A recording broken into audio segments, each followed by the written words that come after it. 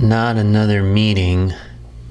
Is that how you feel when you see meetings show up on your calendar?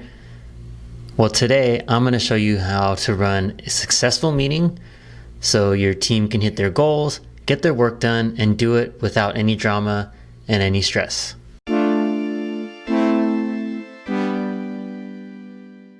Hey y'all, it's Rico here, and today I'm going to show you how to run a truly successful meeting.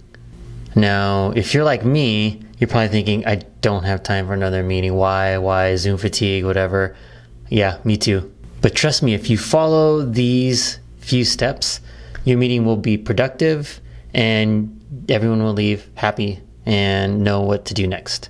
Remember, meetings are the most expensive activity or investment at your workplace. Just think about everybody in that room, their salary for that 30 minutes or hour, and add that all up. That's the cost of the meeting.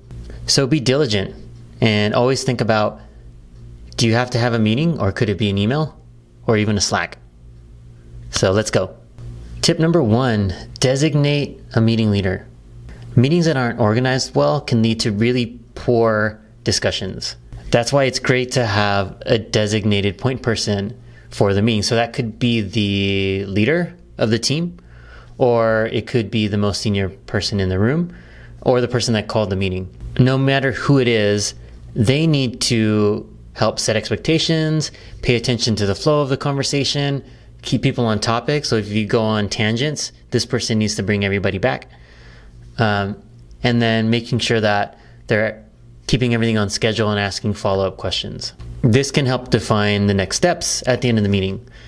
And one thing to keep in mind is they don't dominate the meeting, but they just make sure it runs smoothly. Number 2 is state the purpose. When you call a meeting, it's essential that the purpose of the gathering is understood. And that has to be clear from the start and communicated to everyone that's attending ahead of time. Not in the first few minutes, but they should know the purpose of the meeting as soon as it hits the calendar before the meeting kicks off. If they don't know why this meeting was scheduled ahead of time or why you're even getting together, then that's a sign that it won't be productive to begin with. You should be able to answer yourself, why are we having this meeting, or why is it important?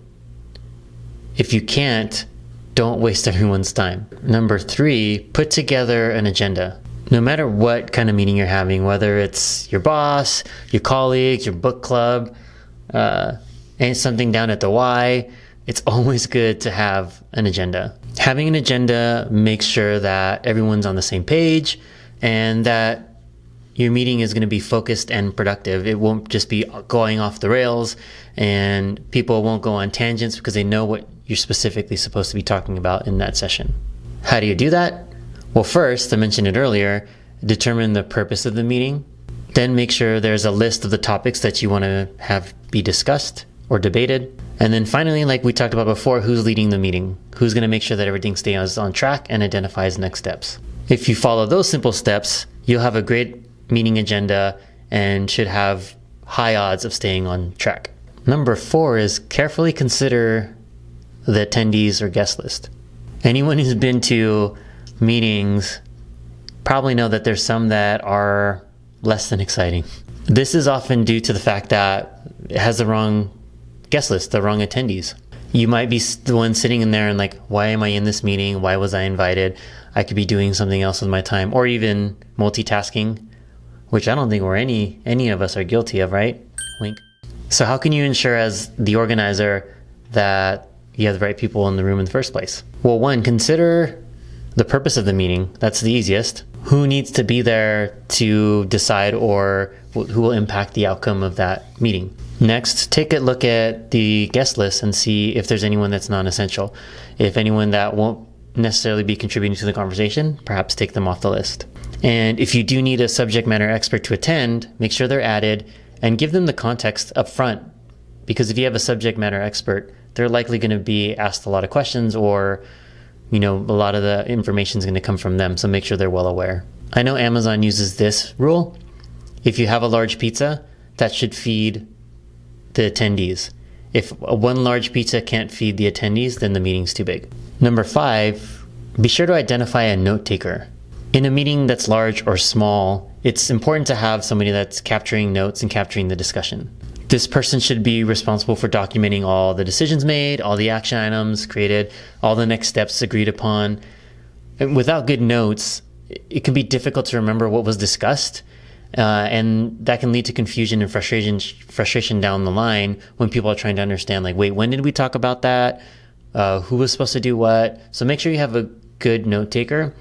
And this also allows everybody to participate freely in the conversation without having to worry about taking down notes themselves. If you know that the notes are going to be taken and there's going to be a summary and recap, it allows you to participate and think more about being present in the conversation versus having to take down notes.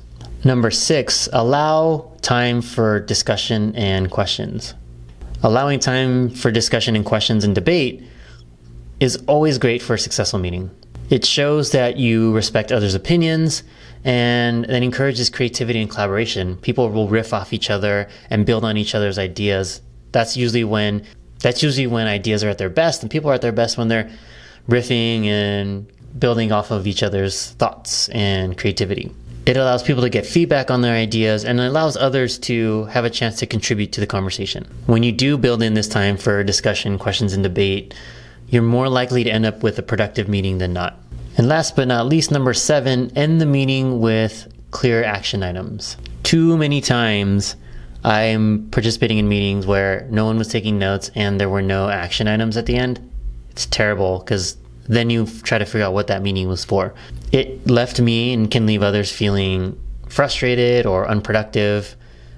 You don't want that. So to avoid that, make sure you leave every meeting with a plan of action. This doesn't mean that every plan of action needs to be some huge deliverable, like a giant project plan or something like that. It might simply be to send out a survey to the team or follow up with Jane about her presentation in 2 weeks. By taking a few minutes at the end of the meeting to identify the next steps, you can ensure that your team is always aligned and always moving forward. So there you have it, a few simple steps to help you run a successful meeting. If you can avoid unnecessary meetings, even better. I know I love getting time back, and it shouldn't be time back because, like, time is finite, but I like not having unnecessary meetings. But if you do have to schedule a meeting, use these tips for max productivity and effectiveness. And don't forget to let us know how it goes. We love hearing about successes and failures in the world of leadership and communication. I will see you next time.